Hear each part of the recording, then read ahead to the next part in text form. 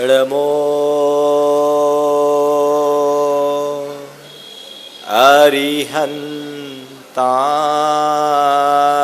अरिहन्ताणं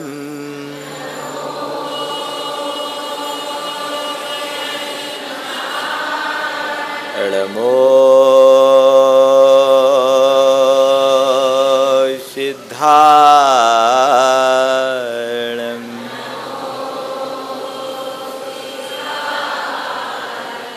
नमो आयर्याणं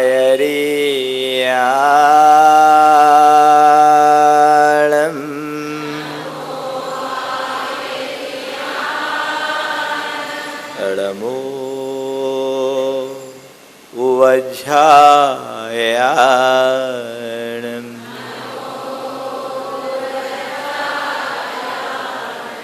नमो लोये सवशाहुनं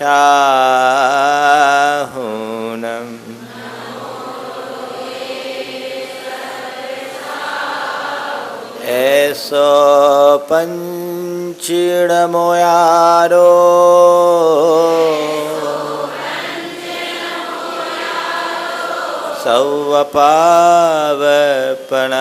सवपावपणाशनो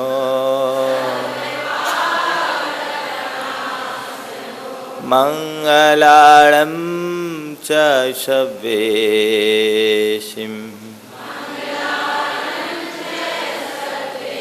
पढ़े मम होई मंगलम।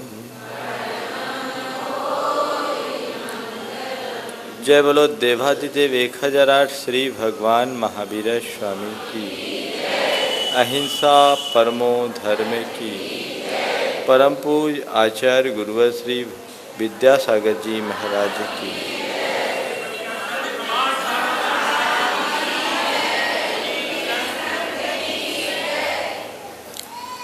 दीपावली का समय नज़दीक था। एक व्यक्ति अपने घर के सफाई की क्रिया में लगा था। सफाई के दौरान उसकी दृष्टि एक ऐसी वस्तु पर पड़ी जिसके विषय में वह ज़्यादा कुछ नहीं जानता था। उसे केवल इतना ही पता था कि उसके पिता कहा करते थे, बेटे ये बड़े काम की चीज़ें ने सहेज कर रखना। और उसने अपने पिता से पूछा था कि ये क्या काम की है, तो पिता ने भी यही कहा था कि बेटे मेरे पिता कहा करते थे कि ये बड़े काम की चीज़ है, इसे संभाल कर रखना। और एक लंबे समय से, पीढ़ियों से वह वस्तु वहाँ इसी तरह संभाल कर रखी हुई थी। अचानक आज उसके मन में परंपरा के प्रति विद्रोह का भाव उमड़ा और मन में प्रतिक्रिया प्रकट हुई कि व्यर्थ ही इतनी बड़ी चीज़ जो फालतू में इतना लंबा चौड़ा स्थान घेरते हैं, लोग इसे संभाल कर रखे हुए। एक लंबा समय बीत गया, कितना ज़्यादा जगह घेरती है, इसे क्यों ना अलग कर दिया जाए। और अपने मन की इसी प्रतिक्रिया से प्रेरित होकर उसने उस चीज़ को उठाया और कचरे के ढेर में डाल दिया। थोड़ी देर बाद उधर से एक दूसरा राहगीर गुजरा। उसकी दृष्टि कचरे के ढेर पर पड़ी उस वस्तु पर पड़ी। वो गया, उसे उठाया, उलट पुलट कर देखा। वह एक वीणा थी जिसके तार टूटे हुए थे। वह एक वीणा थी जिसके तार टूटे हुए थे। उसने फटाफट तार एकत्रित करके तार को तार से जोड़ा और अपनी उंगलियों का स्पंदन किया। मधुर संगीत उत्पन्न हुआ और वह भाव विभोर होकर नाच उठा। बंधुओं, यही स्थिति हमारे जीवन के साथ है। हमारा जीवन एक वीणा की तरह है जिसकी तार टूट गई है, जिसकी वीणा के तार जुड़े हैं और जो वीणा का उपयोग जानता है उसके लिए वह संगीत है, और जिसके तार टूट गए या जो उसकी उपयोगिता को नहीं जानता, उससे अनभिज्ञ है, उसके लिए सिर दर्द है। संत कहते हैं जीवन संगीत भी है तो जीवन सिर दर्द भी है। संगीत केवल उसके लिए है जो जीवन को समझते हैं, जीवन की उपयोगिता को जानते हैं और अपने जीवन को सलामती से जीते हैं। उनके जीवन से सदैव मधुर संगीत प्रकट होता है। और जो अपने जीवन को ठीक ढंग से समझने में असमर्थ हैं, जो नहीं पहचानते, उसकी उपयोगिता को नहीं जानते, उसका सही मूल्यांकन नहीं करते, उसका जीवन सिर दर्द ही है। संत कहते हैं इस देह की वीणा पर जब साधना का तार चढ़ाया जाता है, तब उसके भीतर से जो संगीत, मधुर संगीत उत्पन्न होता है, वह हमें शांति का एहसास कराता है, शांति का संगीत प्रकट होता है। लेकिन ये तभी संभव होगा जब हम इसे समझें। संसार में हर व्यक्ति जन्म लेता है और जन्म लेने का तरीका उसका सामान्य होता है। वे लोग जिन्हें हम महापुरुष के रूप में अपनी श्रद्धा का पात्र बनाते हैं, अपने आदर और आस्था का अर्घ चढ़ाते वे लोग भी, और जिन्हें हम बड़े दुराचारी आतताई के रूप में गिनते हैं वे लोग भी, उनके और हम एक महापुरुष के जन्म की प्रक्रिया में कोई अंतर नहीं होता। लेकिन फिर भी एक व्यक्ति है जो महापुरुष के रूप में पूजा का पात्र बनता है और दूसरा व्यक्ति है जो एक दुराचारी या आतताई के रूप में जनता के अनादर का पात्र बनता है। वस्तुतः आस्था और अनादर मनुष्य के जन्म से नहीं, उसके कर्म से उत्पन्न होती है। संत कहते हैं जन्म महत्वपूर्ण नहीं है, महत्वपूर्ण जीवन शैली है। हम किस तरह की जीवन शैली को आत्मसात करते हैं, हमारा सारा जीवन वैसा बन जाता है। जीवन के साथ अनंत संभावनाएं हैं, लेकिन उन संभावनाओं की अभिव्यक्ति हमारे जीने के तरीके से होती है। हम अपने व्यक्तिगत जीवन को देखें या हम अपने सामुदायिक जीवन को देखें, व्यक्तिगत जीवन में यदि व्यक्ति के जीने का तरीका ठीक है, व्यक्ति का जीवन के प्रति सकारात्मक दृष्टिकोण है, तो उसका जीवन बहुत सुखी, शांत, प्रसन्न और प्रसन्नता और आनंद से भरा होगा। और यदि व्यक्ति के जीवन का, अपने जीवन के प्रति उसका दृष्टिकोण गलत है, तो ऐसा व्यक्ति दुखी होगा, कुंठित होगा, पीड़ित होगा, चिंतित होगा, अवसाद से ग्रसित होगा, उसका चित्त तनाव और संताप से भरा होगा। ऐसे व्यक्ति का जीवन वो जिएगा जरूर, पर जीने के रस से वंचित रहेगा। संत कहते हैं तुम्हारे हाथ में ये जीवन है, और ये भी तुम्हारे हाथ में है कि तुम अपने जीवन को आनंद के साथ मुस्कुराते हुए जियो या जीवन को बोझिल बना करके चलो।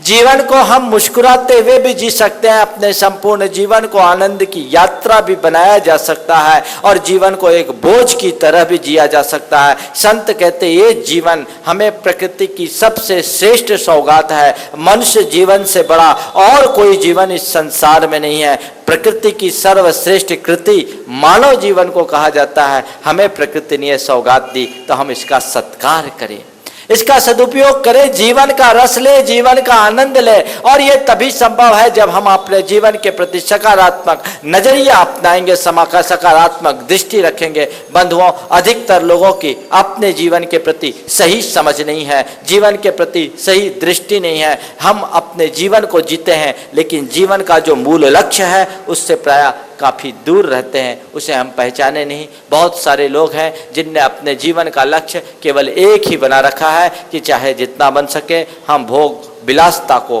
अपनाएं, मौज मस्ती में अपना जीवन करें। मौज और शौक ही जीवन, जिनके जीवन का लक्ष्य है, वे केवल ऐहिक सुखों के पीछे पागल होते हैं। लेकिन उनका ये ऐहिक सुख उनको इस लोक में भी दुखी करता है और परलोक तो दुखी होता ही है। वस्तुतः जिनकी दृष्टि में भौतिकता ही सब कुछ होता है, वे भौतिकता का सुख तो कदाचित भोगते हैं, लेकिन उसके साथ साथ अनेक प्रकार की मानसिक पीड़ाएं और यातनाएं भी उनको भोगनी पड़ती है, जो उस विलासता के अभिशाप के रूप में हर प्राणी को मिलता है। कई लोग हैं जिनके जीवन का मकसद पैसा कमाना, प्रतिष्ठा कमाना और अपना वर्चस्व बनाना। कई लोगों के जीवन का मकसद मौज मस्ती में अपने जीवन का दिन बिताना, बंधुओं, ये जीवन का जो लक्ष्य है बड़ा उथला लक्ष्य है। अगर कोई व्यक्ति अपार धन राशि एकत्रित करता है, खूब पैसा कमाता है और उसमें अपने जीवन को सफल मानता है, सार्थक मानता है, तो ये उसका एकांगी नजरिया है। ऐसा व्यक्ति धन पैसा कमाकर दुनिया की निगाहों में सफलतम व्यक्तियों के रूप में गिना जरूर जा सकता है, पर सुखी व्यक्ति के रूप में नहीं। सफल होना और बात है और सुखी होना और बात है। दुनिया में जिन्हें सफल माना जाता है वो व्यक्ति सुखी हो ये कोई जरूरी नहीं। वस्तुतः जीवन में हमने जिसे अपनी सफलता का आधार बनाया है वह नितांत भौतिक है, और सुख भौतिक नहीं, सुख हमारी आत्मिक अनुभूति है। उस आत्मिक अनुभूति को आध्यात्मिक सोच के आधार पर ही प्रकट किया जा सकता है, उसे इन बाहरी संसाधनों के आडंबर से नहीं पाया जा सकता। उस सफलता के भीतर भी एक प्रकार की विफलता छिपी हुई है। संत कहते हैं तुम्हारी सफलता इसमें नहीं कि तुमने क्या पाया, तुम्हारी सफलता इसमें नहीं कि तुम्हारी कितनी प्रतिष्ठा है, तुम्हारी सफलता इसमें ही नहीं कि तुम्हारी कितनी धाक है, तुम्हारी सफलता तो इसमें होनी चाहिए कि तुम्हारे चित्त में कितनी प्रसन्नता है, तुम्हारे अंदर कितनी शांति है, तुम्हारे भीतर कितनी सुखानुभूति है। बंधुओं, मैं उस सफलता को अर्थहीन मानता हूं जो हमारे मन की प्रसन्नता को लील जाए। वो हमारे लिए किस काम की? आज दुनिया में बहुत सारे लोग हैं जो पढ़ लिख करके एक अच्छे ओहदे को प्राप्त कर लेते हैं, जिनके पास पर्याप्त पैसा होता है, कार है, बंगला है, दुनिया के सारे सुख साधन है, लेकिन उन सुख साधनों के मध्य घिरे रहने के बाद भी यदि कमी है तो शांति की है। बंधुओं, संत कहते हैं अपने इन बाहरी पुरुषार्थ और प्रयासों के बल पर तुम दौलत बटोर सकते हो, पर शांति नहीं। दौलत बटोरी जा सकती है पर शांति तो प्रकट की जाती है, उसे बटोरा नहीं जा सकता। शांति अपने भीतर से उपजाई जाती है, जो केवल आध्यात्मिक दृष्टिकोण के प्रकट होने पर ही घटित हो सकती है। दुनिया में बहुत से ऐसे लोग हैं जो वैभव के शिखर पर बैठे हैं फिर भी अशांत है, और बहुत से ऐसे लोग भी हैं जो फुटपाथ पर अपनी रात बिताते हैं लेकिन मन शांत है। यही इस बात का प्रमाण है कि शांति बाहर के संग्रह में नहीं, शांति बाहर के विलासता में नहीं, शांति आंतरिक संतुष्टि में है, और आंतरिक संतुष्टि का जन्म केवल आध्यात्मिक चेतना के बल पर ही होगा। तुम्हारे पास क्या है ये महत्वपूर्ण नहीं है, सबसे ज्यादा महत्वपूर्ण ये है कि तुम्हारे भीतर आध्यात्मिक चेतना का जागरण हुआ है या नहीं। एक व्यक्ति अगर आध्यात्मिक चेतना के से युक्त है तो फकीर होकर के भी वह चक्रवर्तियों जैसा सम्राट है, और चक्रवर्ती जैसा सम्राट व्यक्ति भी आध्यात्मिक चेतना से शून्य है तो संतों की निगाह में वो फकीरों से कम नहीं है। उसकी स्थिति फकीरों जैसी है। वो व्यक्ति धन पैसे की लालसा में लगा है, लिप्सा में लगा है, लोभ लालच में लगा है, और इस लोभ लालच की अंतहीन दौड़ में वो दौड़ रहा है। उस दौड़ में उसको कहीं शांति नहीं मिल सकती। कहते हैं सम्राट सिकंदर अपने विश्व विजय के अभियान के दौरान चला जा रहा था, हाथी पर सवार होकर जा रहा था। सड़क के किनारे एक फकीर अपनी मस्ती में बैठे थे, और जैसे ही सिकंदर का लाव लश्कर गुजरा, सिकंदर के विषय में उस फकीर को जानकारी दी गई। फकीर के मन में पता नहीं क्या सूझा, सिकंदर जैसे ही गुजरा उसकी झोली में एक सिक्का था, उस सिक्के को जोर से सिकंदर की ओर उछाल दिया। सिक्का सिकंदर के माथे पर लगा। सब लोग एकदम से फकीर को घेर लिए कि तुमने ये क्या किया, तुमने ये क्या किया। फकीर ने मुस्कुराते हुए कहा कि मेरे पास एक सिक्का था, मैं बहुत दिन से सोच रहा था कि इसका क्या उपयोग किया जाए, किसी ज़रूरतमंद को दे दिया जाए। मुझे आज तक ऐसा एक भी ज़रूरतमंद आदमी नहीं दिखा जिसे मैं ये सिक्का दूं। आज जब सम्राट सिकंदर दिखा, इधर से गुजरा, उसके बारे में मैंने सुना, तो मुझे लगा कि इस सिक्के का सबसे योग्य पात्र यही है, सबसे ज़्यादा ज़रूरतमंद भिखारी यही है, इसे ही ये सिक्का देना चाहिए। इसलिए मैंने भिक्षा में ये सिक्का सिकंदर की ओर दी है। सब लोग एकदम हैरत रह गई कि ये क्या बोल रहा है। महान सिकंदर जो विश्व विजेता बनने का श्रेय प्राप्त करने जा रहा है, उस सिकंदर को ये एक भिखारी के रूप में जान रहा है और एक सिक्का उछाल करके उसका आकलन कर रहा है। आप समझ सकते हैं क्या प्रतिक्रिया हो सकती है। और सिकंदर भी जब एकदम क्षुब्ध हुआ तो फकीर ने अपने उसी मस्ती भरे अंदाज में सिकंदर से कहा कि सम्राट सिकंदर, तुम कहते हो अपने आप को कि तुम सम्राट हो, पर मुझे समझ में नहीं आता कि तुम सम्राट हो। मेरी निगाह में तुम सबसे बड़े भिखारी हो। काश तुम सम्राट होते तो दूसरों का हक छीनने के लिए नहीं निकलते, दूसरों का पैसा छीनने के लिए नहीं निकलते। मैंने सोचा कि शायद तुम्हें रुपयों की बहुत ज़्यादा दरकार है, इसलिए मैंने ये एक सिक्का तुम्हें दे दिया। इसमें क्या गलत है। कहते सिकंदर की आंखें खुल गई। बंधुओं, पता नहीं ये कब घटा, लेकिन आज मनुष्य की लालसा ग्रस्त जो वृत्ति है वो उसे यही कहलाती है। और इसी कारण मनुष्य का मन अशांत होता है, वह अपने जीवन के प्रति सही दृष्टिकोण नहीं जगा पाता। बंधुओं, संत कहते हैं अपने जीवन में आध्यात्मिक दृष्टि को जागृत करो। यदि तुम्हारी दृष्टि आध्यात्मिक हो जाएगी तो तुम सबके मध्य रहते हुए भी तुम्हारे जीने का तरीका अलग हो जाएगा, जीने का रंग और ढंग परिवर्तित हो जाएगा और जीवन का तरीका बदलते ही हमारे जीवन में एक अलग ही मस्ती, जो एक सात्विक अनुभूति है, वो प्रकट होना शुरू हो जाती है। वही हमारे जीवन का सार है। ये हमारे ऊपर है कि हम क्या करते हैं। भौतिकता से ग्रसित व्यक्ति की, जिनकी सोच एकदम भौतिकता भरी होती है, वो हर चीज़ को ऊपरी अंदाज पर देखता है, वो लेन देन के हिसाब से देखता है, लाभ और हानि के हिसाब से देखता है। लेकिन जिस व्यक्ति की सोच आध्यात्मिक होती है, वो लाभ हानि और हिसाब किताब में न चल करके अच्छे बुरे हित अहित की बात सोचता है और वह हर बात को एक ऐसे दृष्टि से देखता है जो उसे अंतःस्पर्शी बना देती है और वह इसी के बल पर दुख के कारणों में भी सुख का मार्ग खोज लेता है। आध्यात्मिक व्यक्ति दुख के कारणों में भी सुख का मार्ग खोजता है और भौतिकता से घिरा व्यक्ति सुख के साधनों में भी दुख के कारण प्रकट कर लेता है। यह हमारे ऊपर है। जीवन हमें मिला है, अब ये हम पर है कि हम अपने जीवन को प्रसन्नता से बिताते हैं कि रोते हुए बिताते हैं। जीवन है जिसे हम पाकर के गुनगुनाते हुए भी जी सकते हैं और जीवन को बहुत से लोग हैं जो भुनभुनाते हुए भी जीते हैं।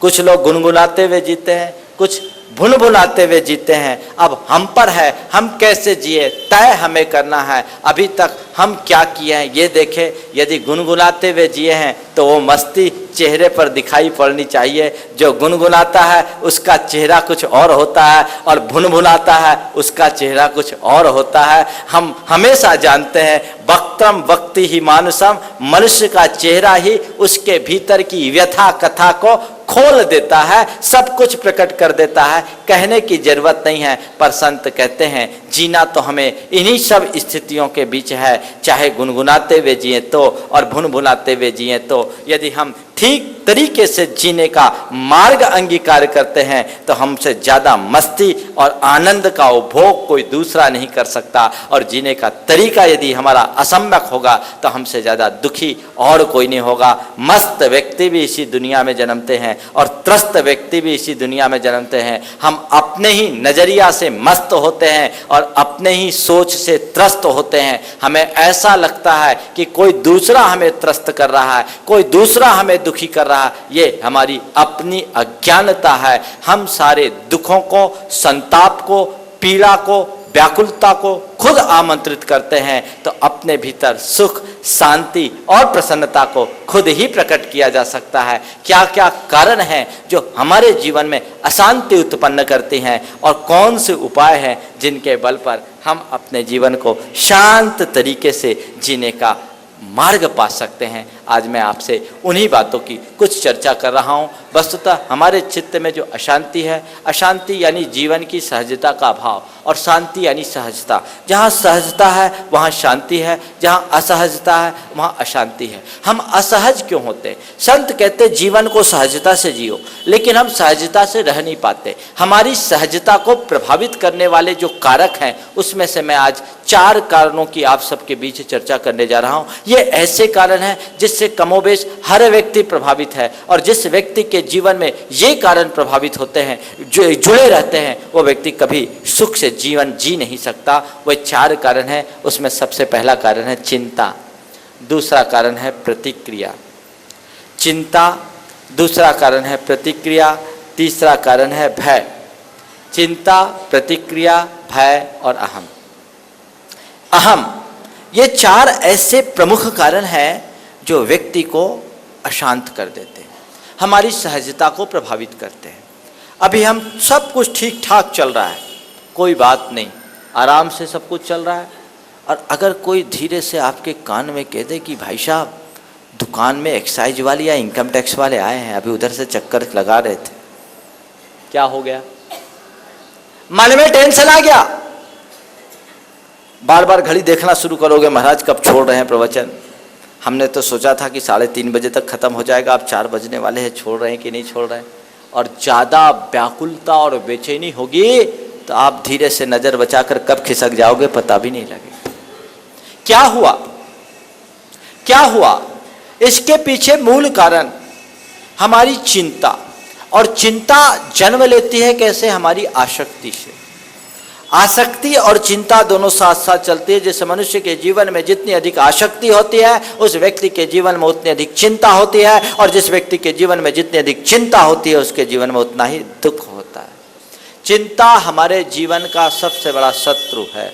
हर व्यक्ति अपने मन में किसी न किसी प्रकार की चिंता अपनाए पाले रहता है, व्यर्थ की चिंताएं होती है। और चिंता क्यों उत्पन्न होती है? या तो हम अतीत की स्मृतियों में उलझते हैं, या भविष्य की कल्पनाओं में खोते हैं। अतीत की स्मृतियां भी हमें चिंतातुर करती है, भविष्य की कल्पनाओं में भी व्यक्ति चिंतातुर हो जाता है और उलझता जाता है। संत कहते हैं, यदि तुम्हारे जीवन में कोई समस्या आई है तो उसका समाधान चिंता करने से नहीं होगा। चिंता तो हमारे मार्ग को अवरुद्ध कर देती है। होता क्या है, जब हमारे सामने कोई समस्या आती है तो और हमारे मन में चिंता हावी होती है, तो व्यक्ति चिंता रूढ़ होकर के एकदम हाथ पांव ठंडे पड़ जाते हैं, उसे कुछ समझ में नहीं आता कि क्या करे।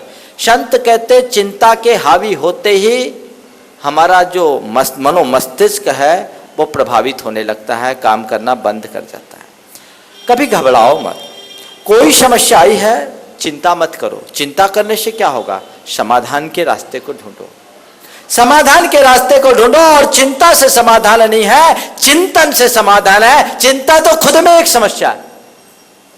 चिंतन करो कि अगर मेरे सामने ये समस्या आई है तो इसका निदान क्या है, इसे कैसे दूर किया जा सकता है, कैसे हम इससे राह निकाल सकते हैं। कोई इसके बारे में मत सोचो, चिंतन करोगे राह मिलेगी, और चिंता करोगे द्वार बंद हो जाएंगे। इसलिए द्वार बंद करने की बात करोगे व्याकुलता होगी, और राह खोलने की बात करोगे तो अपने गंतव्य तक पहुंचने में समर्थ हो जाओगे। जब भी कोई समस्या आए तो उसकी चिंता में लीन होने की अपेक्षा उस समस्या को एक चुनौती के रूप में स्वीकार कर उसके समाधान का रास्ता खोजना ही हमारे लिए सबसे बड़ी उपलब्धि है। यही सफलता का आधार भी है। सही आदमी वो नहीं जो समस्याओं से घबराकर हार जाए बैठ जाए। सही आदमी वो है जो समस्याओं से जकड़ने के बाद भी अपने समाधान का रास्ता ढूंढ ले, समाधान का रास्ता ढूंढ ले। ऐसा व्यक्ति समाधान के रास्ते में आगे बढ़ता है, पर व्याकुलता को अपने अंदर हावी नहीं होने देता, अपने जीवन की सहजता को किसी भी तरीके से प्रभावित नहीं होने देता,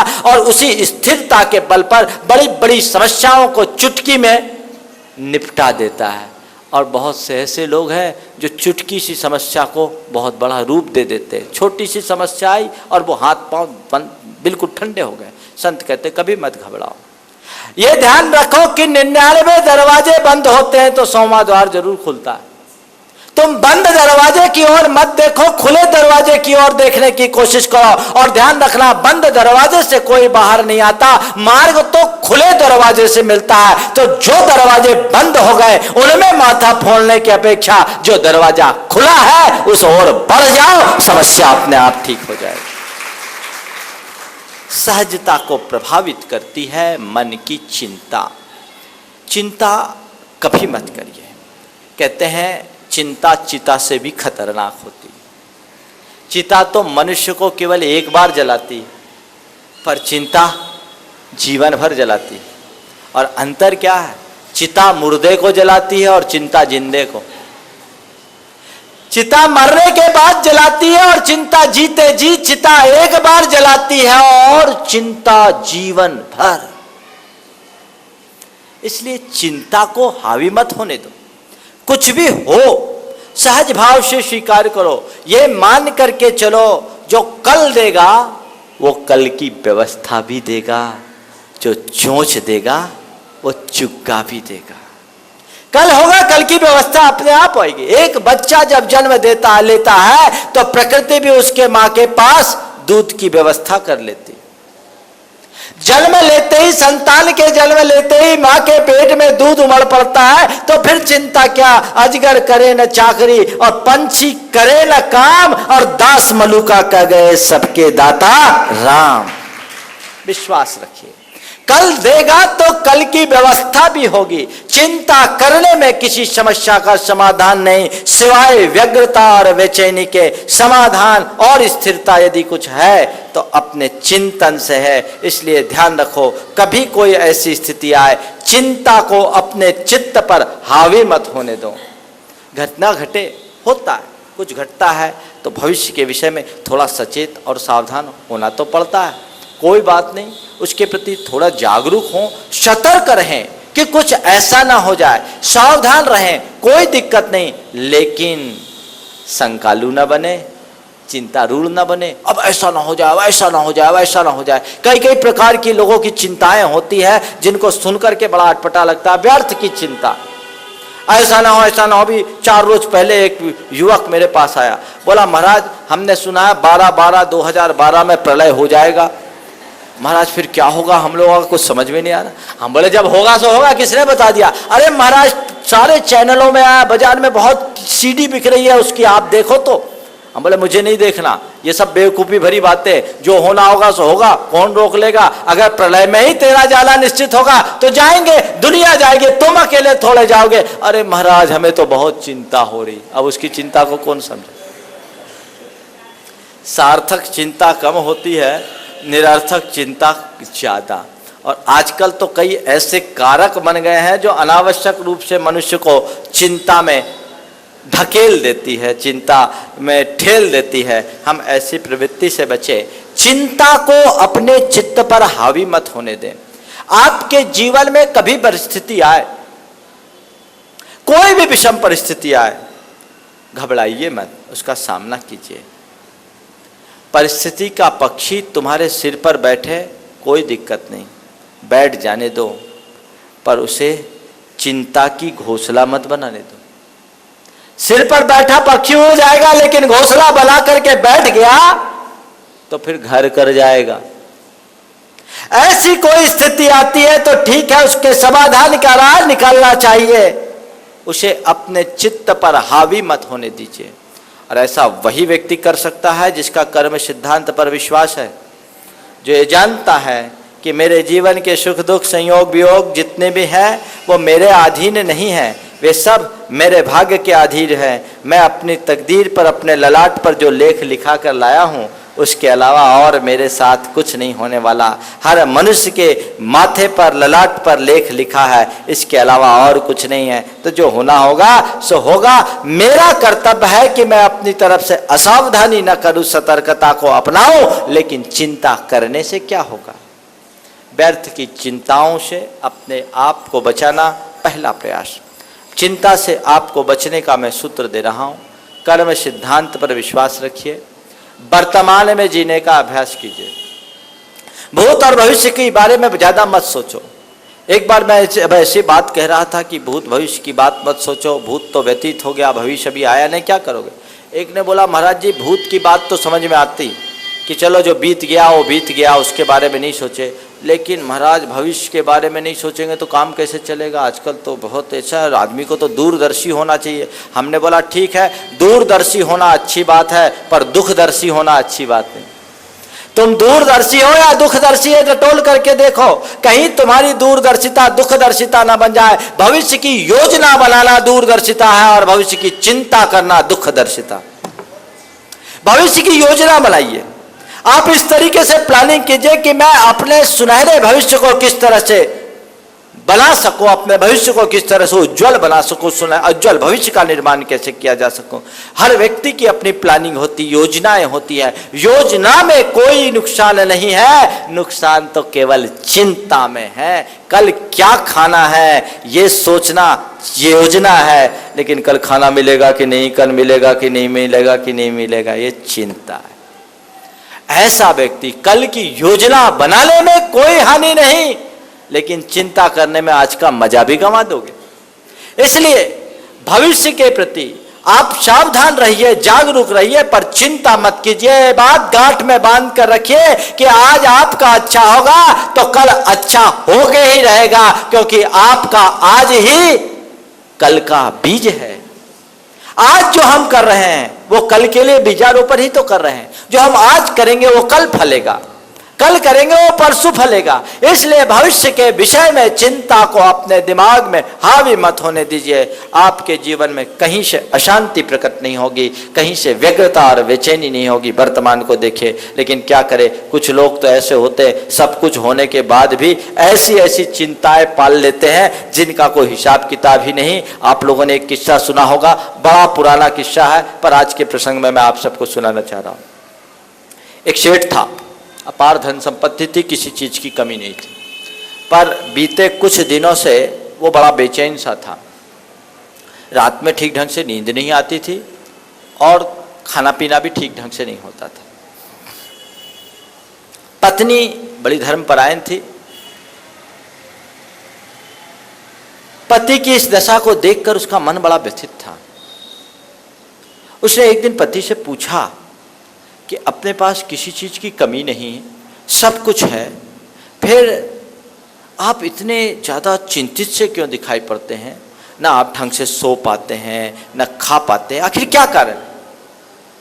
पहले तो पति टालता रहा, लेकिन पत्नी के प्रबल आग्रह पर उसे अपने दिल का भेद खोलना पड़ा। वस्तुतः कुशल पत्नी वही है जो अपने पति की दिल की बात उगलवा ले। उसने सब निकलवा ली और पति ने कहा, क्या बताऊं, अभी कुछ दिन पहले मैंने अपनी सारी संपत्ति का आकलन किया तो देखा कि अपने पास इतनी संपत्ति है कि आने वाली 7 पीढ़ी भी कोई काम न करे तो अपना काम चल जाएगा। 7 पीढ़ी भी कोई काम न करे तो अपना काम चल जाएगा। पत्नी ने कहा, ये तो बड़ी खुशी की बात है, कितने पुण्य का योग है, ये तो बड़ी खुशी की बात। पति ने कहा, अरे बेवकूफ, यही तो मेरे लिए चिंता की बात हो गई। बोले क्या? बोले मैं ये सोच रहा हूं 7 पीढ़ी की तो व्यवस्था हो गई, 8वीं पीढ़ी की व्यवस्था क्या होगी? ऐसे व्यक्ति को भगवान कभी सुखी नहीं कर पाएगा। इसलिए अपने जीवन को सुखी बनाना चाहते हो तो कल में ज्यादा विकल मत हो। जो आने वाले कल की चिंता में अपने आज को विफल कर देता है वो कभी सफल नहीं हो सकता। आज का सत्कार कीजिए, आज में जिए। अतीत एक भोगा हुआ यथार्थ है और भविष्य अभी आया नहीं है। अतीत व्यतीत हो चुका है, पास्ट तो पास हो चुका है और भविष्य अभी आया नहीं है। इसलिए इसके बारे में कुछ सोचने की ज़रूरत नहीं है। आजकल लोग अपने फ्यूचर की बात करते हैं, व्यक्ति का फ्यूचर खराब ना हो जाए, फ्यूचर खराब ना हो जाए। एक बार ऐसा हुआ कि एक विद्यार्थी था, अंग्रेजी की कक्षा में पढ़ता था। तो अब गुरुजी बार बार उसको प्रयास करके शुद्ध उच्चारण कराना चाहते थे और कहते थे वो नेचर को नटूरे पढ़ता था। NATURE नेचर का स्पेलिंग है ना। वो नेचर को नटूरे पढ़ता था, बार बार कहे कि नेचर पढ़ो, नेचर पढ़ो, नेचर पढ़ो। वो मानने को तैयार नहीं, हमेशा नटूरे नटूरे नटूरे कहे। एक दिन जब उसके पिताजी स्कूल पहुंचे और शिक्षक ने पिता से शिकायत किया कि हद हो गई, मैं इसको बार बार समझाता हूँ कि नेचर को नेचर पढ़ा करो, ये नटूरे नटूरे करता। पिता ने कहा, छोड़िए ना सर, इसका फटूरे ही ऐसा है। वो फ्यूचर को फटूरे बोल रहा है, इसका फटूरे ही ऐसा है। समझ में आ गया? बाप भी वैसा है। तो बंधुओं, मैं आपसे ये कह रहा हूं, जो फ्यूचर है उसको फटूरे बना दो, जो होगा सो होगा। भविष्य के बारे में ज्यादा सोचिए मत, योजना बनाइए, सशंकित मत होइए। योजना बनाने में कोई हानि नहीं, पर शंका करने में कोई समाधान नहीं। रास्ता निकालिए। सबसे पहली बात जो हमारे अंदर की दुर्बलताओं में एक है वह है चिंता। चिंता को नियंत्रित कीजिए। कभी मैं केवल चिंता के विषय में ही आप सबसे चर्चा करूंगा, जो हर व्यक्ति किस तरह से चिंता के मकड़ जाल में उलझा हुआ से निकल सकता है। मैं आपसे उसी के उपाय सूत्रों के रूप में कह रहा था कि चिंता से बचना चाहते हैं, कर्म सिद्धांत पर विश्वास रखिए, वर्तमान में जीना सीखिए, आसक्ति से बचिए। कुछ लोगों को बड़ी आसक्ति होती, कुछ थोड़ी सी चीज इधर से उधर हो जाए तो नींद हराम होती। सबसे पहले नींद हराम होती और कुछ नहीं। एक बार एक आदमी बड़ा चिंतातुर था। बोले क्या हो गया भाई, बहुत चिंतातुर दिख रहा हो। बोले क्या बताऊं महाराज, एक आदमी ने 2 लाख रुपए खा लिया। बोले रुपया तो उसने खाया, रोटी किसने खाया। बोले पत्नी बोली महाराज 3-4 दिन से न खा पा रहे न सो पा रहे। तो हमने कहा ठीक, रुपया तो सामने वाले ने खाया और तुम्हारे भूख और नींद को किसने खाया, तुम्हारे अंदर की चिंता ने। तुम्हारी सहजता खत्म। अरे रुपया गया सो गया, चिंता और भूख को, नींद और भूख को क्यों तुम गवा रहे हो। चला गया आएगा। ये सोच लो कि मेरे उसकी कोई देनदारी रही होगी, मैंने उसका कभी खाया होगा, या ये सोचो कि देने से पहले मैंने ठीक ढंग से आदमी को परखा नहीं, जांचा नहीं। जीवन में कोई चूक हो तो कराहो मत, चिल्लाओ मत, उससे अनुभव का पाठ पढ़ो, दोबारा वैसे चूक की पुनरावृत्ति ना करो, तब तुम्हें राह मिलेगी। कई बार लोग चूक जाते हैं तो जीवन भर अफसोस करते हैं, अरे ऐसी चूक हो गई, ऐसी चूक हो गई, ये तो मेरी लाइफ की एक ब्लंडर मिस्टेक हो गई। अरे हो गई, अब क्या हो गया, सावधान हो जाओ, आगे इसकी पुनरावृत्ति ना करें। ये तुम्हारी समझदारी है। और केवल वही चूक चिल्लाते रह जाओगे तो जीवन में कभी सुखी नहीं हो पाओगे। ये भी एक बड़ी चूक बन जाएगी। इसलिए इसको अपने ढंग से जीने की कोशिश कीजिए। आसक्ति से बचिए। आसक्ति बड़ी खतरनाक होती है। जो लोग आसक्त होते हैं उनके जीवन की स्थिति बड़ी विचित्र होती है। एक बार एक सेठ था, वो बद्री विशाल के दर्शन के लिए गया, लौट करके आ रहा था, अचानक गाड़ी का ब्रेक फेल हो गया। टैक्सी ड्राइवर ने सेठ जी से कहा, सेठ जी बड़ी बुरी हालत हो गई है, अब ब्रेक फेल हो गया, कुछ समझ में नहीं आ रहा है। सेठ जी ब्रेक फेल हो गया है, कुछ समझ में नहीं आ रहा। सेठ जो था वो बहुत धनासक्त था। उसने कहा तुझे जो कुछ करना है सो करना, पर पहले मीटर बंद कर दे। मीटर बंद कर दे। उसको यह नहीं दिख रहा है कि बचाने का रास्ता निकले, उसको यह दिख रहा है कि ये मीटर चलेगा तो हमारा पैसा ज्यादा बढ़ जाएगा। और टैक्सी का मीटर बंद करने की बात कर रहा है। ऐसे व्यक्ति अपने जीवन का मजा क्या लेंगे, ऐसे व्यक्ति अपने जीवन को यूं ही बर्बाद कर डालेंगे। तो बंधुओं, मैं आप सबसे कह रहा हूं, जीवन की सहजता को प्रभावित करने वाले कारकों में सबसे पहला कारक है चिंता। इसे आप नियंत्रित करने का संकल्प मन में जगाइए और इन तरह के नजरिए को अपनाइए कि आपके जीवन में कभी भी चिंता हावी ना हो सके। दूसरी बात, प्रतिक्रियाएं हमारे जीवन की सहजता को बुरी तरह प्रभावित करती। जैसे आप भले चंगे बैठे हैं, बहुत अच्छे से बैठे हैं, अभी आपके प्रशंसा में 2 शब्द बोल दिए जाए तो आप एकदम खिल उठोगे,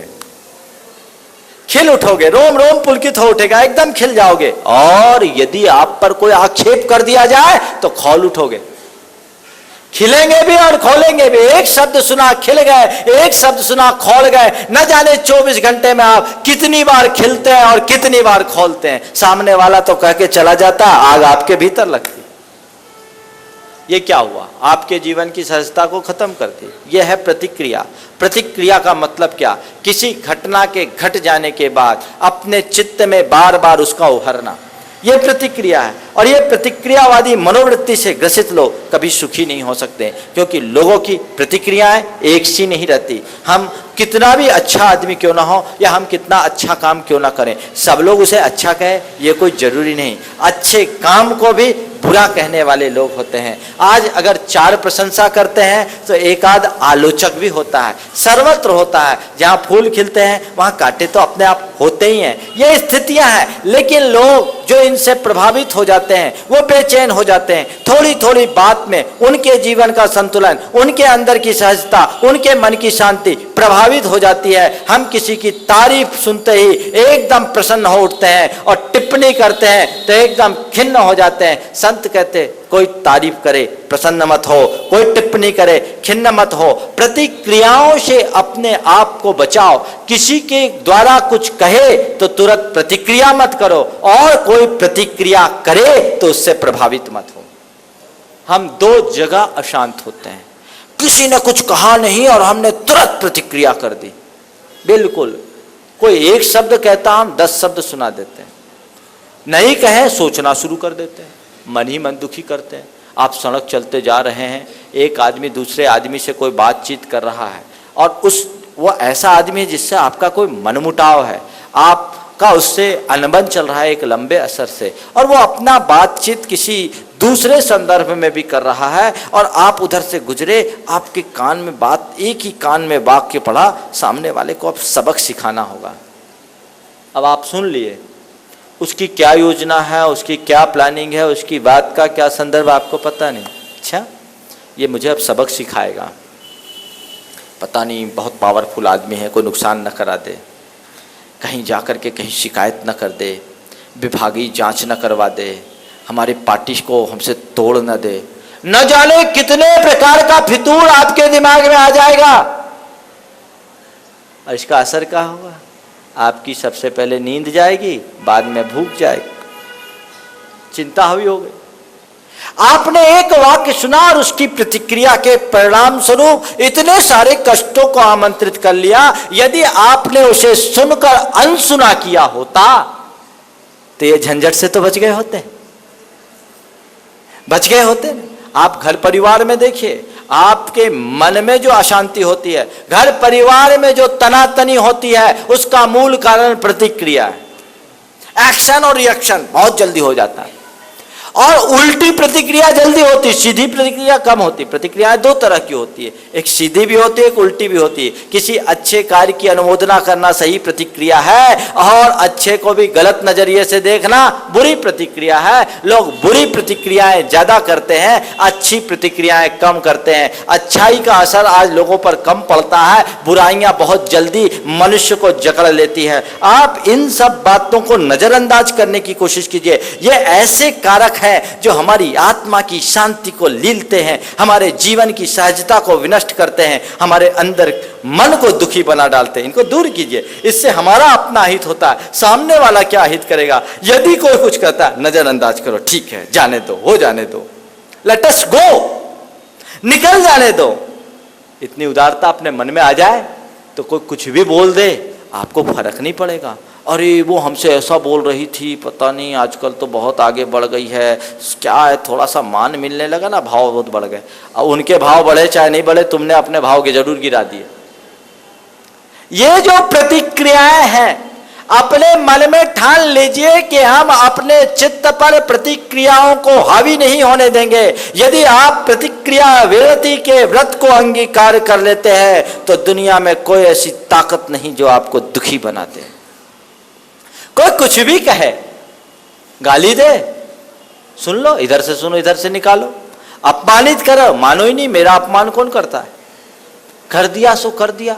प्रताड़ित कर ही नहीं सकता। वस्तुतः जब तक हम सामने वाले से प्रभावित नहीं होते, प्रतिक्रियाएं प्रकट नहीं होती, हमारा जीवन दुखी नहीं होता। इसलिए ये मार्ग है, प्रतिक्रियाओं से बचिए। प्रतिक्रिया कितनी खतरनाक चीज, देखिए किसी ने एक को गधा बोल दिया, गधा बोला, उसने मुझे गधा बोल दिया, समझता क्या अपने आप को, गधा कहने का परिणाम जानता है, देख लूंगा उसको, मौका तो मिलना दो। मुझे गधा कहता है, खुद गधा होगा, मुझे गधा कहता है, अभी देखूंगा। सामने वाला एक बार गधा किया, कहा और चल दिया। सामने वाले ने केवल एक बार गधा किया, कहा और चल दिया, पर खुद ने खुद को कितनी बार गधा बना दिया, कितनी बार गधा बनाया, विचार करो। हम अपने आप को कितनी बार गधा बना देते हैं। संत कहते हैं जो इस तरह की प्रतिक्रियाएं करता है, सच्चे अर्थों में वो गधा होता है। गधा किसको बोलते हैं? ग और धा से गधा बना, ग यानी गलत, धा यानी धारणा। जो गलत धारणाएं बना लेते हैं वो सब गधे हैं। गधा, गलत धारणा बनाने वाला सब गधा। ऐसे गधागिरी से बचिए। हम इंसान हैं तो गधों का काम क्यों करें, इंसानों का काम करें, जिससे हम इन बातों से बच सके। बहुत तरह की प्रतिक्रियाएं होती है, बात बेबात प्रतिक्रियाएं होती है, और ये प्रतिक्रियाएं व्यक्तिगत जीवन से लेकर पारिवारिक और सामाजिक तथा हमारे राष्ट्रीय जीवन को भी बुरी तरह प्रभावित करती है। इसलिए इनसे अपने आप को बचाइए। बंधुओं, एक प्रण लीजिए कि मैं उन तमाम कारकों से अपने आप को बचाऊंगा, उन तमाम निमित्तों से अपने आप को बचाऊंगा, उन परिबलों से अपने आप को बचाऊंगा जो मेरे जीवन की सहजता को नष्ट करती है। देखिए आपके जीवन में कितना आनंद आता है। कई लोग हैं जिनका जीवन दिखता है मालूम कैसा, कुम्हलाए हुए फूल की तरह। फूल कुम्हलाया हुआ, अरे फूल तो खिला हुआ होना चाहिए। मजा तो तब है जब तुम फूल हो तो खिलो, मुरझाओ क्यों। तुम्हारे अंदर अगर प्रसन्नता के प्राण होंगे तो तुम्हारा चेहरा हमेशा खिला होगा, और प्रसन्नता का अभाव होगा तो हमारा चेहरा खुला कुम्हलाया हुआ होगा। एक कुम्हलाए फूल की तरह मत जिए, खिले फूल की तरह जिए। और मैं आपको जो कहना चाहता हूँ वो केवल यही चाहता हूँ कि अपने जीवन को फूलों की तरह खिलाने का मार्ग सीखिए। अध्यात्म का मार्ग यही है। लोग धर्म को अंगीकार करते हैं ये सोच करके कि धर्म करेंगे तो स्वर्ग मिलेगा, नरक से बचेंगे, पर मुझे नहीं मालूम कि धर्म करने के बाद जो स्वर्ग मिलता है और नरक मिलता है वो कहाँ और कैसा है। और हम तो ये जानते हैं कि वो स्वर्ग मरने के बाद मिलता है, नरक भी मरने के बाद जाना पड़ता है, पर मैं मरने के बाद मिलने वाली उपलब्धि को जीवन की उपलब्धि नहीं मानता, वो तो मरने के बाद मिलेगी। यदि आप चाहते हो तो जीते जी उपलब्धि मिल सकती है। धर्म की आराधना से तो जीते जी उपलब्धि होती है, और वो उपलब्धि है नरक और स्वर्ग जाना तो दूर की बात है, अपने जीवन को ही स्वर्ग बना लेना सबसे बड़ी उपलब्धि। स्वर्ग बनाया जा सकता है अपने दिव्य आचरण के बल पर। यदि तुम्हारे जीवन में अध्यात्म प्रतिष्ठापित हो जाता है तो तुम अपने जीवन को बखूबी स्वर्ग बनाने में समर्थ हो सकते हो, स्वर्ग से आनंद ले सकते हो, खुशमय जीवन बन सकता है। ये सूत्र है जिन्हें अपनाए। महाराज जितनी देर प्रवचन सुनते हैं ना तो ऐसा लगता है अब तो बिल्कुल ऐसा ही करना है, लेकिन यहां से जाते ही फिर ये बाहर की हवा बड़ी खराब, हम चाहते हैं हवा लगे ही नहीं आप लोगों, लेकिन लग जाती। यही तो हमारे जन्म जन्मांतरों के संस्कार हैं, जो हम चाहे अनचाहे उनके शिकार बन जाते हैं और अपने जीवन की सहजता को प्रभावित कर डालते हैं। बंधुओं, हमें इन्हीं के मध्य जीना है। अभिशाप बने जीवन को वरदान बनाना ही जीवन की सबसे बड़ी उपलब्धि है। हम इसे अभिशाप न बनने दें, इसे वरदान बनाएं। ये उपलब्धि बने हमारे जीवन की, ऐसा लगे कि मैंने जीवन में कुछ पाया है। तुम्हारे जीवन की एक एक श्वास सुख और शांति के एहसास से भरी होनी चाहिए, तब तुम्हें लगेगा कि वाकई में जीवन में कुछ है, जीवन का कुछ रस है। कुछ भी हो जाए ओवरलुक करना सीख जाओ, टालना सीख जाओ। तय कर लो कि मुझे प्रतिक्रिया करना नहीं है, और प्रतिक्रिया से बचने का दो उपाय है। पहला उपाय सकारात्मक दृष्टिकोण। सकारात्मक दृष्टिकोण नंबर 1। सकारात्मक दृष्टि एक ऐसा मार्ग है जिसको अपना ले तो हर समस्या का समाधान मिल सकता है। कैसी भी बात हो, प्रतिक्रिया से बचना है तो आप पहली बात तो ये करिए कि सकारात्मक दृष्टिकोण अपनाइए। और दूसरी बात, यदि कोई किसी को प्रतिक्रिया करता है तो उस प्रतिक्रिया को अपने कर्म का उदय मान लीजिए, काम खत्म हो जाए। सकारात्मक दृष्टि से उल्टी प्रतिक्रिया से कैसे बचा जा सकता है। एक संत कहीं से गुजर रहे थे, अचानक एक घर के नीचे से उनका गुजरना हुआ और घर से एक बहू ने राख फेंकी। राख पूरे के पूरे संत के बदन पर फैल गया, पूरे शरीर पर फैल गया। संत के अनुयायियों को बड़ा क्षोभ हुआ कि इतने प्रसिद्ध और प्रतिष्ठित संत के शरीर पर राख गिरा दे। एकदम से सबके सब क्षुब्ध हो पड़े, लेकिन वे लोग कोई प्रतिक्रिया करे उससे पहले संत ने ऊपर की ओर देखा, प्रभु को धन्यवाद दिया, बुदबुदाया। लोगों ने कहा आप ये क्या कर रहे हैं? बोला गनीमत है, गनीमत है। उन्होंने ये कहा गनीमत है प्रभु, तूने मुझे राख में ही निपटा दिया, मैं तो अंगारों से झेले जाने लायक था। ये एक दृष्टिकोण। तूने मुझे राख में ही निपटा दिया, मैं तो ऐसा आदमी कि मेरे ऊपर अंगार गिरते तो भी कम थे, राख हो गया। बंधुओं, अगर दृष्टि होगी तो अंगार को भी राख बना दोगे, और दृष्टिहीन व्यक्ति राख को भी अंगार बना देते हैं। सकारात्मक दृष्टि रखिए, कोई कुछ भी बोले प्रतिक्रिया मत करिए, उल्टा सीधा प्रतिक्रिया मत करिए। एक आचार्य महाराज विहार कर रहे थे, अब दिगंबर साधु नग्न होते हैं, कुछ अबोध बच्चे थे, वो ए लंगा ए लुच्चा कहने लगे। अब लंगा लुच्चा कहे, साथ के रहने वाले अनुयायियों को बुरा लगा, सब लोग जाकर लपक कर उस बच्चे को पकड़ लिए। उन आचार्य महाराज ने एकदम टोकते हुए कहा, क्या कह रहे हो, क्यों इसको तुम लोग प्रताड़ित कर रहे हो, इसको छोड़ दो, ये ठीक तो कह रहा है, ठीक तो कह रहा। बोले क्या? बोले मैं नग्न हूं इसलिए लंगा कर रहा, और केस लोच करता हूं इसलिए लुच्चा कह रहा, तो नंगा लुच्चा तो मैं हूं ही, क्या गलत कह रहा? ये एक दृष्टिकोण, यह दृष्टिकोण है।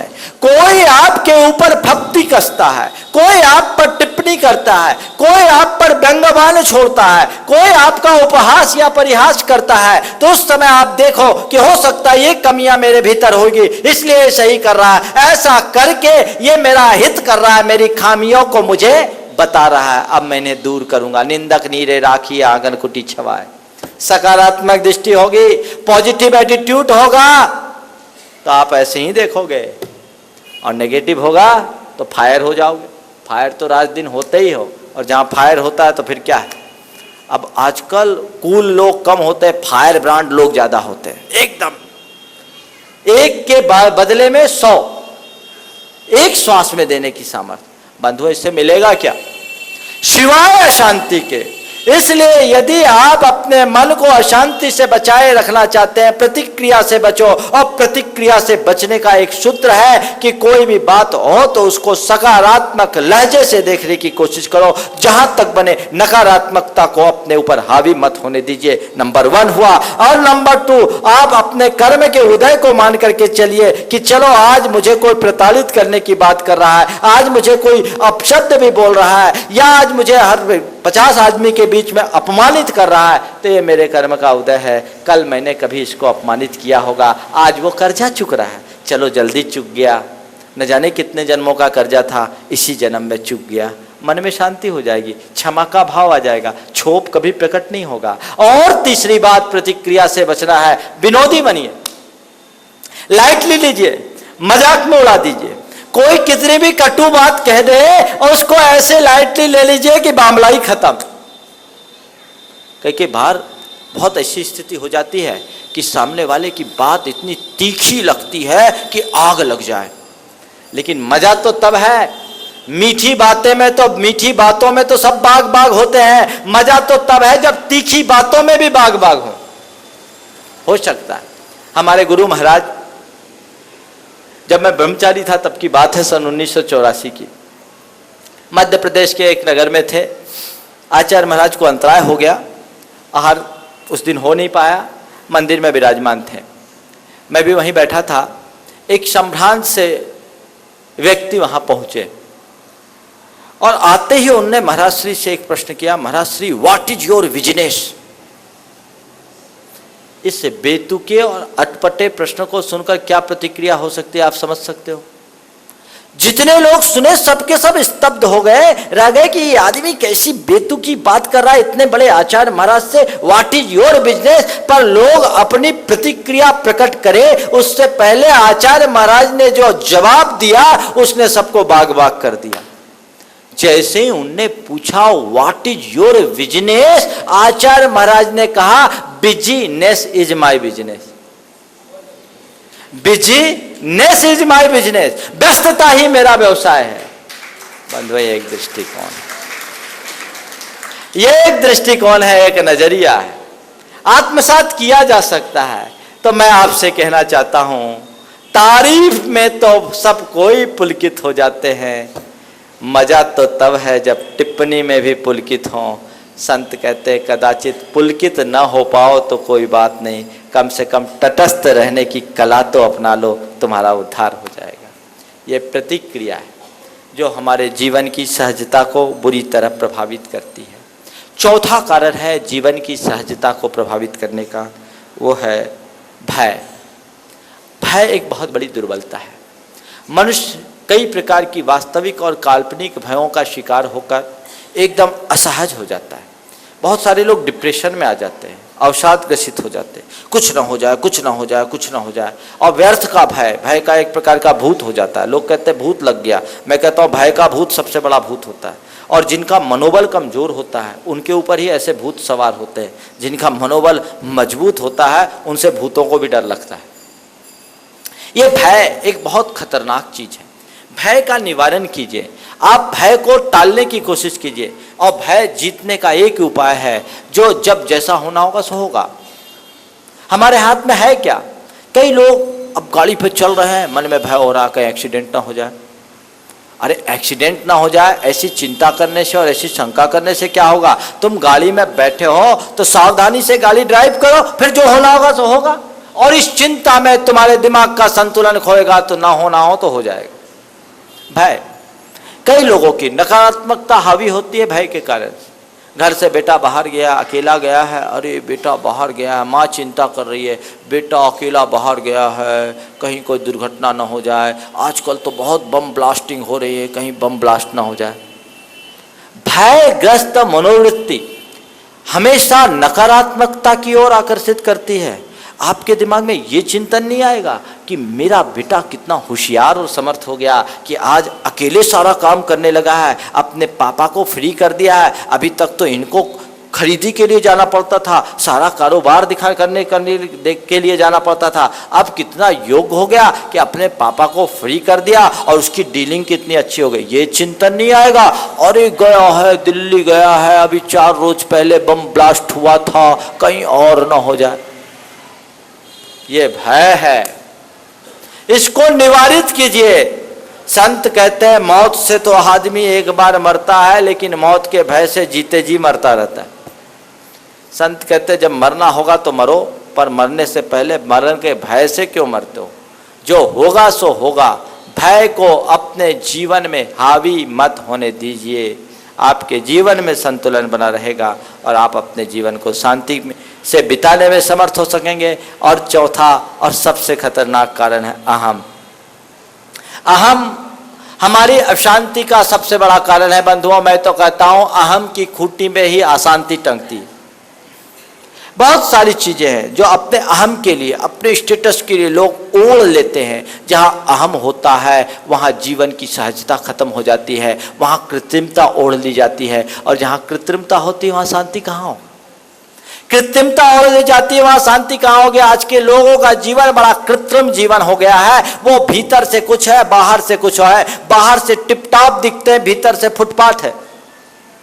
उनके जीवन अंदर से खोखला होता जा रहा है, लेकिन दिखावा, शान। और जब उस अहम पर आघात पहुंचता है तो उनका जीवन बड़ा दुखी और व्यथित होता है। और अपने अहम की क्षुद्र पूर्ति के लिए वो न जाने कितने कितने प्रकार के हथकंडे अपनाना शुरू कर देते हैं। और इस अहम पूर्ण मनोवृत्ति ने तो लोगों का आंतरिक जीवन ही खत्म कर दिया है। हमारे भीतर के रिश्ते ही बिगड़ने लगे हैं और हमारा जीवन एकदम मशीनी जीवन सा हो गया, अंदर से जकड़न भरा जीवन हो गया। व्यक्ति हर चीज को अपने बाहरी स्टेटस के आधार पर नापने लगा है, अपने आंतरिक वैभव की वो उपेक्षा करने लगा है। संत कहते हैं इस अहम को विसर्जित करने की बात सोचिए। जहाँ अहम होगा वहाँ अशांति होगी, और जहाँ सरलता होगी वहाँ शांति होगी, विनम्रता में शांति होगी। झूठी शान अपनाने वाला व्यक्ति कभी शांति को प्राप्त नहीं करता। और आजकल की झूठी शान मनुष्य को की कैसी हास्यास्पद स्थिति बना देती है। मैं आपको एक प्रसंग से बताना चाह रहा हूँ। एक बार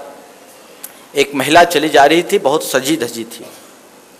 और जब सजी धजी थी तो उसकी सहेली ने पूछा, क्यों भाई क्या बात हो गई?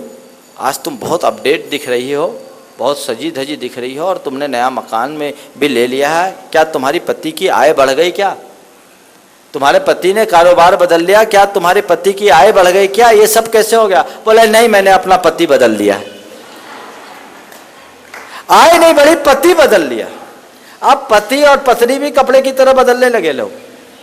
ये जो प्रवृत्ति, ये जो टेंडेंसी है, मनुष्य के अहम पूरित मानसिकता का एक निकृष्ट उदाहरण है।